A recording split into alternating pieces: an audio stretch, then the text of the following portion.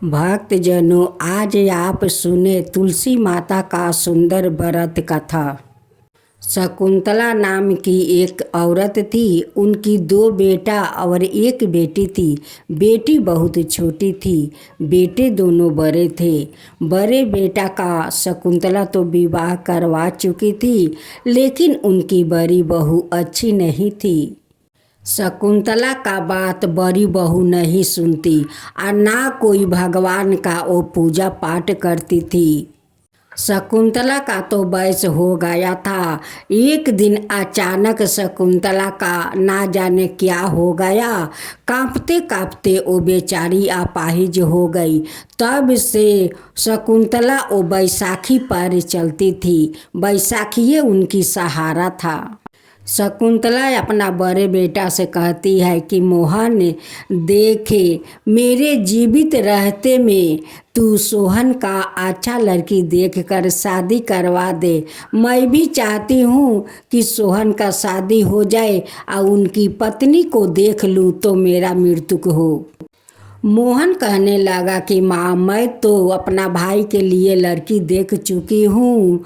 वो बहुत सुंदर है और सर्वगुण संपन्न है। वो पूजा पाठ करती है, मुझे पसंद पड़ गया। उसी लड़की से मैं अपना सोहन को शादी करवाऊंगी माँ।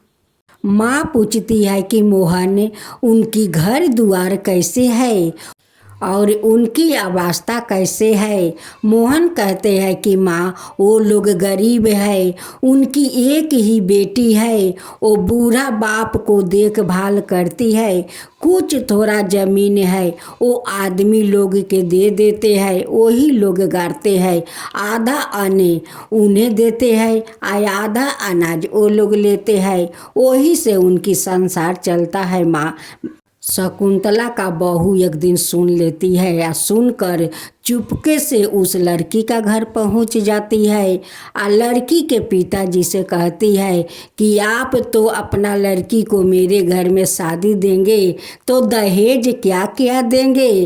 वो बूढ़ा बाप कहते हैं कि बेटी, मेरे पास देने के लिए कुछ नहीं है। मेरे पास तो ये मेरा बेटी है। मेरा बेटी सब कुछ है। यही मेरे सब कुछ है।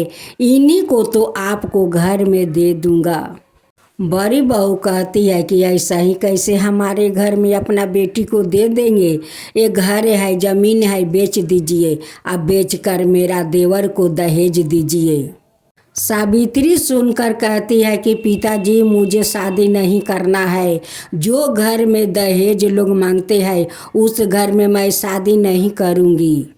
बड़ी बहू जे सावित्री के घर में आकर उनकी पिताजी से वो जमीन बेचकर दहेज मांगती है। इसका बारे में तो ना पता था मोहन को और ना पता था सोहन को। किसी को पता नहीं था कि वो चुपके से उनकी घर में जाकर दहेज मांगती है। एक दिन सावित्री का पिताजी आकर मोहन से कहते हैं कि इस घर में मेरी बेटी नहीं आएगी। जिस घर में लोग दहेज मांगते हैं उस घर में नहीं आएगी। मोहन कहने लगे कि पिताजी, आपसे कौन मांगा है दहेज? मैं तो आपसे दहेज नहीं मांगा। कहने लगे कि बेटा, तेरा पत्नी गई थी, कहती है कि जगह जमीन बेचकर दहेज मेरा देवर को दे दो। मोहन कहने लगा कि देखिए पिताजी, हमारा तो पता नहीं है कि मेरी पत्नी आपका घर जाकर दहेज मांगती है।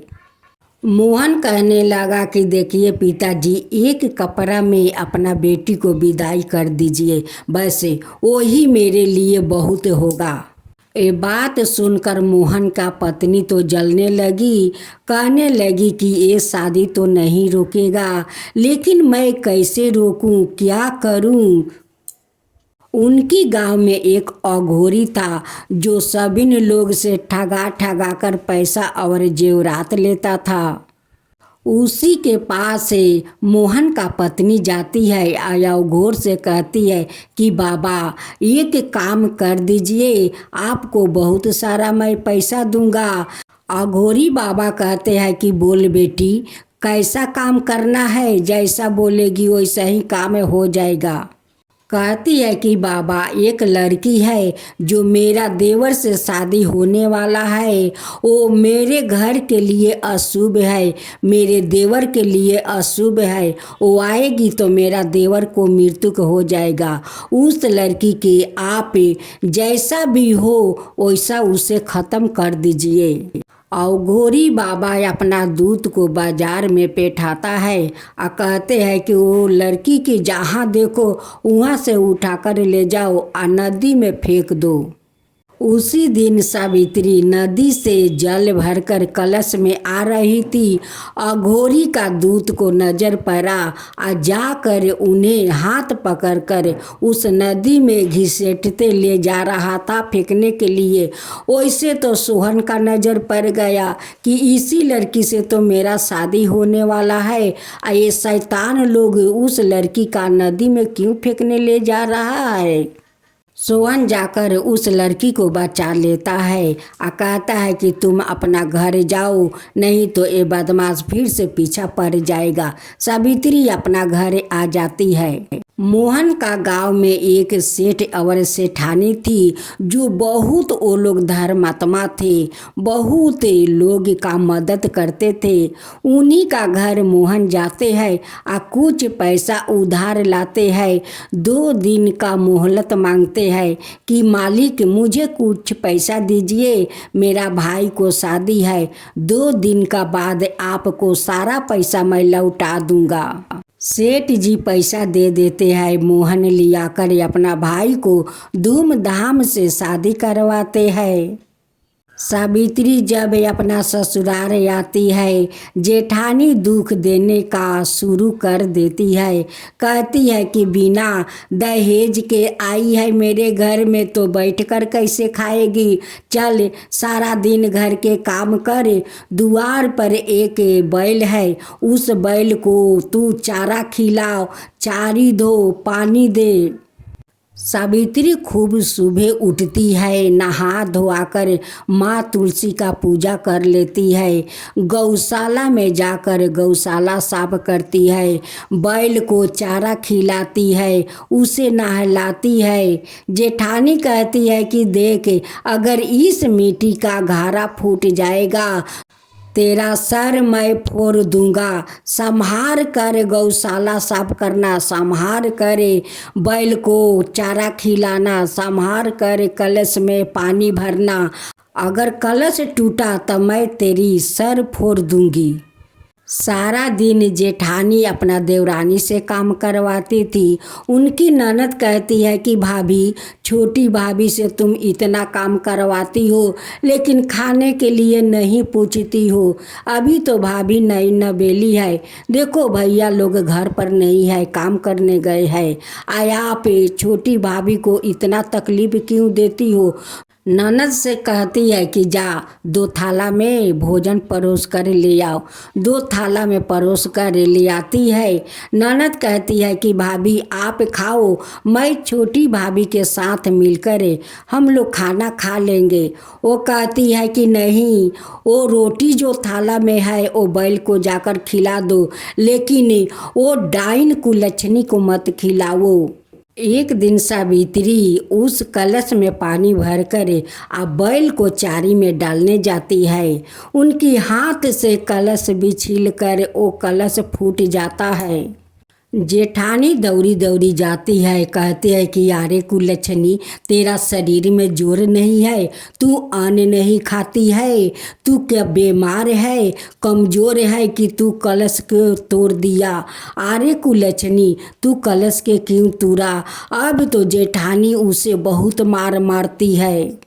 सेठ जी का 5 साल शादी का हो गया था लेकिन कोई संतान नहीं हुआ। एक दिन सेठानी का पता चला कि गांव में एक अघोरी बाबा आए हैं, वो जो बोलते हैं वही होता है।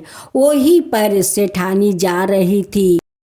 अघोरी बाबा का पास पहुंची तो अघोरी बाबा कहने लगे कि आइए सेठानी, आइए आइए, आपको जो इच्छा होगा वो सारे इच्छा आपका पूरा हो जाएगा। सेठानी कहती है कि बाबा, मेरा 5 साल शादी का हो गया है, अभी तक मैं माँ नहीं बनी। अब तक अघोरी बाबा कहने लगे कि जरूर होगा। मैं आपको ऐसा एक तबीज दूंगा, उस तबीज को सेठ जी का गले में पहना देना, तब देखना आपको संतान जरूर होगा। ठागवा या गोरी बाबा उस सेठानी का शैतानी तबीज दे दिया। सेठानी ले जाकर सेठ जी के गले में पहना दी। कभी सेठ जी कभी अपना गले में सूता नहीं पहना। सेठ जी कहने लगे कि सेठानी, आप इतना खुशी से मुझे ये तबीज पहनाती है तो पहनाओ, मैं खुशी से पहन लूँगा। सेठ जी तबीज पहनते ही इंसान से शैतान बन गए। अब तो घर में पूरा शैतानी करने लगे, बाहर को लोग के साथ शैतानी करने लगे। अब सारे गांववासी कहने लगे कि सेठ जी के क्या हो गया, काल तो अच्छे थे, आज क्यों ऐसे कर रहे हैं, सबके साथ व्यवहार खराब कर रहे हैं, सेठ जी को क्या हो गया। लेकिन पता नहीं था कोई को, और ना सेठानी को, कि उस तबीज के कारण सेठ जी शैतान बन गए हैं। मोहन का पत्नी सोचने लगी कि लोहा तो गर्म हो गया है, क्यों ना मैं जाकर हथौड़ा मारूं। यही मौका है, मैं जाकर सेठ जी से कहती हूँ कि वो अपना सारा कर्ज आपस ले ले, नहीं तो वो बाद में सोहन नहीं देगा। मोहन का पत्नी सेठ के पास जाती है या कहती है कि सेठ जी, मोहन और सोहन के पास बहुत सारा पैसा है, जाकर अपना सूद समेत सारे पैसा ले लीजिए। सेठ जी मोहन का घर जाता है या मोहन से कहता है कि मोहन, मेरा सूद समेत सारा पैसा दे दे। अब मोहन कहने लगे कि सेठ जी, अभी मैं कहाँ से पैसा दूँ। आप चिंता मत करें सेठ जी, मैं सारे आपका सूद समेत पैसा लौटा दूंगा।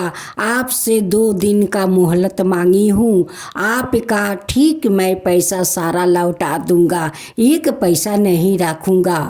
सेठ जी कहने लगे कि हमें अभी पैसा चाहिए। मोहन कहता है कि अभी मेरा पास पैसा नहीं है सेठ जी, मैं आपको सारा पैसा दे दूंगा। तब सेठ कहने लगे कि ठीक है, पैसा नहीं है तो तेरा भाई का पत्नी तो है, उसे मुझे दे दे। अब तो मोहन और सोहन पूरा गुस्सा हो गया, कहने लगा कि सेठ जी, आप इंसान हो, आप तो धर्मात्मा हो, आपको तो सब लोग भगवान मानते हैं, लेकिन आपको आज क्या हो गया है कि ऐसा अशुभ बात करते हैं। सावित्री सारा गहना अपना पति को देती है या कहती है कि सेठ जी को दे दीजिए। सेठ जी सारा जेवरात लेकर अपना घर चले जाते हैं। यहाँ पर मोहन का पत्नी तो अब बहुत झगड़ा करने लगी, कहने लगी कि ये गहना सारे तेरा बाप दिया है, तेरा तो भिखारी बाप है, दहेज में तो फूटी कौड़ी नहीं दिया, ये सारे जो गहना अपना पति को दिया है कि सेठ को दे दो। ये जानती हो, ये सारे गहना मेरा है, सारे जेवरात मेरा है, आ तू दे दिया सेठ को। अब तो सोहन कहने लगे कि भाभी देखिए, आप इस जेवर के बारे में चिंता मत कीजिए, मैं आज ही बाहर जाऊंगा कमाने, कमा कर आऊँगा, सारा आपको गहना छोड़ा कर ले आऊँगा, भाभी आप चिंता मत कीजिए। सोहन बाहर जाता है कमाने। रास्ते में अघोरी बाबा का दूत उन्हें देख लेते हैं, देख कर जाकर सोहन को इतना मार मारा, इतना मार कि सोहन दोनों आँख से अंधा हो गया और उसी रास्ता में बेहोश पड़े थे। कुछ गांव के लोग देखा तो आकर मोहन से कहता है कि आपका भाई तो बेहोश रास्ता में पड़ा है। मोहन जाता है, अपना भाई को घर ले आता है। इधर मोहन के पत्नी चिल्लाने लगी, कहने लगी कि जब से एक कुलच्छनी आई है तब से मेरा घर में कुछ ना कुछ होता है। मेरे घर में अशुभ होता है, शुभ नहीं होता है। ये मेरे घर के लिए ये अशुभ है, मेरे देवर के लिए ये कुलक्षणी अशुभ है। मेरे देवर को देखो, आते आते खाने पर तैयार हो गई। देखो मेरा देवर को क्या हालत हो गया। सावित्री माँ तुलसी के पास जाती है या कहती है कि माँ तू मुझे अशुभ क्यों बनाया माँ? मैं ये घर में आते आते अशुभ बन गई हूँ। आज देखो मेरा पति अंधा हो गया है, उनकी हालत कितना खराब हो गया है माँ। अगर मेरे में कुछ सत्य है, मेरे पूजा में अगर भक्ति है, तो आप मेरे पति को ठीक कर दो हे तुलसी माता। माँ तुलसी एक बैदिनी का रूप धारण करती है। अब मोहन के घर आती है और कहती है कि वैद के दावा लो। जिसका पाँव टूटा है, पाँव टूटने के दावा है। जो अंधा है, अंधे के दावा है। अंधे के अगर आँख पर मेरा दावा लगा दो तो वो सब कुछ देखने लगता है। टूटे हुए पैर मेरा दावा लगा दो तो उनकी पैर ठीक हो जाता है। ये बात सुनकर मोहन दौड़े दौड़े अपना दरवाजे पर जाते हैं और उस बैदिनी को बुलाकर ले आते हैं। कहते हैं कि माता देखिए मेरे भाई दोनों आँख से नहीं देखते हैं। कुछ गुंडा लोग ऐसा मारा कि मेरे भाई दोनों आँख से अंधा हो गया है। भेष रूपी बैदिनी कहती है कि ये तुलसी के पाता ले जाओ और उनकी दोनों आँख पर रख दो, देखो वो ठीक हो जाएगा। वो तुलसी पाता ले जाता है, अपना भाई के दोनों आँख पर रख देता है। और कुछ घड़ी के बाद जब वो बैदिनी चली जाती है तो वो दोनों आँख से देखने लगता है। सोहन कहने लगा कि भैया अब तो मैं दोनों आँख से देख रही हूँ, सब कुछ दिख रहा है। अब तो मोहन उस बैदिनी बूढ़ी को खोजने बाहर निकल गया कि वो बैदिनी माता कहाँ गई, वो बैदिनी माता कहाँ गई। वो तो कोई बैदिनी माता थी नहीं, वो तो साक्षात माँ तुलसी बैदिनी का रूप धारण करके आई थी, अपना भक्त का रक्षा की। जब सोहन ठीक हो गया तो दोनों भाई बैल लेकर खेत में गया। उनकी बड़े भाई को प्यास लगा, वो कुआं पर पानी पीने गए। हर को और बैल को खड़ा कर दिया। उसी समय अघोरी बाबा का दूत आया और उस बैल को खिला दिया। एक बैल तो मर गया। मोहन आकर कहने लगा कि एक बैल तो मर गया, अब हम लोग खेत कैसे जोतेंगे। एक दिन मोहन और सोहन कहीं बाहर चला गया था। उस दिन मोहन का पत्नी कहने लगी कि आज तो दोनों भाई घर में नहीं है, इसी कुलक्षणी के चलते तो मेरा बैल मर गया। जब से मेरा घर में आई है एक ना एक अशुभ होता जा रहा है।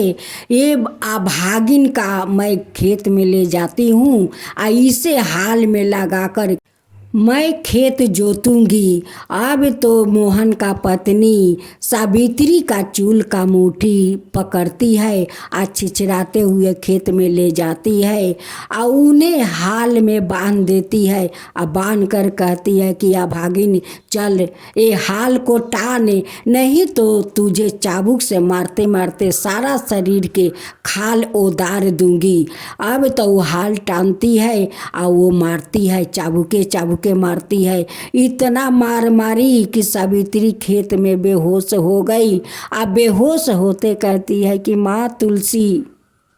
जब सावित्री खेत में बेहोश हो गई, मोहन का पत्नी उसे छोड़कर घर में भाग गई। माँ तुलसी आती है, सारा खेत को वो जोत देती है और सावित्री को होश में ले आती है और लिया कर कहती है कि बेटी उठ उठ उठ बेटी। ओ अपाहिज सासू माँ बैसाखी परे, वो चिल्लाती है कि बड़ी बहू छोटी बहू के मत मार, मर जाएगी, वो मर जाएगी। लेकिन बहू कहाँ मानती है, वो तो मारते मारते उन्हें बेहोश कर दिया और करके भाग गई। उसी समय मोहन और सोहाने वो आ जाते हैं उसी खेत में। अब तो माँ तुलसी से दर्शन सब कोई का हो जाता है। कहने लगे कि माँ तुलसी, आप आकर मेरे सावित्री को रक्षा किया वो डायनी से। माँ तुलसी मोहन से कहती है कि मोहन, तुम्हारा पत्नी एक कब से चाल चल रही है। तुम्हारा गांव में एक अघोरी बाबा है जो ठगवा है, सबको ठगाते हैं। वो झूठ बोल बोल कर सभी से पैसा जेवराते लेते हैं। उसी अघोरी के पास तुम्हारा पत्नी गई थी कि सावित्री से शादी ना हो। सावित्री के मारने के लिए अघोरी वो अपना दूत भेजा था कि जाकर उसे नदी में फेंक दो, ना रहेगी और ना सोहन से शादी होगा। ये सब आपका पत्नी बोली थी। सेठ जी तो बहुत इंसान आदमी है, वो तो धर्मात्मा है। सेठानी उस बाबा के पास गई थी कि बाबा मेरा 5 साल शादी हो गया, अभी तक मैं माँ नहीं बनी। वो अघोरी जानते हो, वो जो तबीज दिया है शैतानी तबीज, उसी तबीज को पहनते ही इंसान से वो शैतान बन गया है। जाकर उनकी गले से तबीज खोलकर फेंक दो कि वो इंसान बन जाए। अब तो सेठानी दौड़ी दौड़ी जाती है, अपना पति के गले से तबीज वो तोड़ कर फेंक देती है। अब तो सेठ जी इंसान फिर बन गए। मोहन ने अपना पत्नी का चूल का मुट्ठी पकड़ता है और बहुत बहुत मार मारता है। उसी चाबुक से कहता है कि इसी चाबुक से तुम सावित्री को मारा था, बेहोश किया था। आज मैं तुझे मारती हूँ, देख तेरा दर्द होता है कि ना। सावित्री जाकर चाबुक पकड़ लेती है या कहती है कि नहीं भैया, छोड़ दीजिए, जेठानी को छोड़ दीजिए, अब वो गलत काम कभी नहीं करेगी। मोहन अपना पत्नी से कहने लगा कि देख देख उसमें दाया कितना है कि मेरा हाथ को चाबुक पकड़ ली तुझे। मोहन का पत्नी कहने लगी कि हे माँ तुलसी, मुझे क्षमा कर दीजिए, इस अभागिन का क्षमा कर दीजिए। मैं आज से आपका पूजा करूँगी, सावित्री के साथ मिलकर पूजा करूँगी। माँ श्रद्धा भक्ति से पूजा करूँगी, आप मुझे क्षमा कर दीजिए। सेठ जी मोहन से कहने लगे कि मोहन, तुम मुझे माफ़ कर दो, मैं तुम्हारे साथ ना, मैं तुम्हारा अपराधी हूँ। आज मेरे कारण इतना कुछ हो गया, सब कुछ हो गया मोहन, मेरे कारण हो गया, तुम माफ़ कर दो। सेठ जी माँ तुलसी से फिर माफ़ी मांगने लगी कि माता मुझे माफ़ कर दीजिए, मेरे कारण आज का भक्त आज इतना तकलीफ़ कर रही है, मुझे माफ़ कर दीजिए। माँ तुलसी सभी को माफ़ कर देती है और कहती है कि जाओ, आज से तुम श्रद्धा भक्ति से मेरे पूजा करो, तुम्हारा संतान जरूर होगा। सेठानी घर जाती है, श्रद्धा भक्ति से माँ तुलसी का पूजा करती है और कुछ दिन का बाद वो माँ बन जाती है। उधर सेठानी माँ बन जाती है, इधर सावित्री माँ बन जाती है। सावित्री कहती है तुलसी माता से कि माता मेरे जेठानी को भी माँ बना दीजिए। 16 दिन तक वो मेरी पूजा और आरती करेगी और 16वां दिन तुम्हारा जेठानी माँ बन जाएगी। कह कर माँ तुलसी अंतर ध्यान हो जाती है। अब सब लोग मिलकर माँ तुलसी का जयकारा करने लगा कि माँ तुलसी की जय हो, माँ तुलसी की जय हो। सभी ने गाँव वासियों अपना अपना घर में माँ तुलसी को पूजा करने लगा, आरती करने लगे। तुलसी माता की जय हो, तुलसी माता की जय हो।